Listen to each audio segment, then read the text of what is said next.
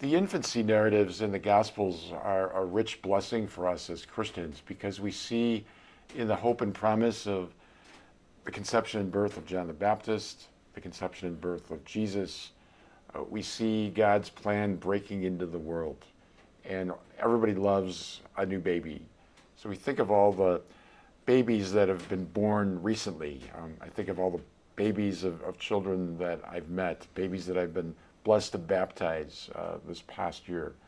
A baby is a promise of hope for the world, of new life breaking in, this new uncharted, untrammeled life. This person has never existed before, and here they are in all of their wonder and beauty. I think many of us could look at a newborn with endless fascination for a long time, just standing in awe at the wonder of life.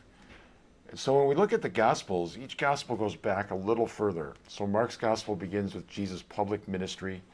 Matthew's Gospel begins with Jesus' birth. Luke's Gospel begins with Jesus' conception. John goes all the way back before the creation of the world and says, "In the beginning was the Word." So the Gospels, as they more profoundly reflect on the whole Christ event, keep going further back in time.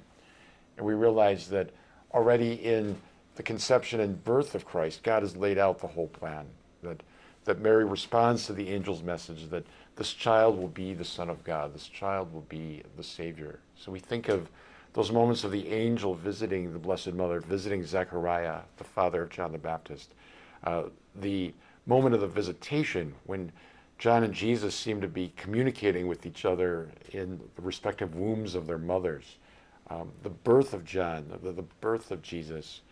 We see in all that explosion of new life, God's new life breaking into our human existence. So as we prepare to celebrate Christmas, we just open our hearts in wonder to look at the Christ child with eyes afresh and with hope renewed.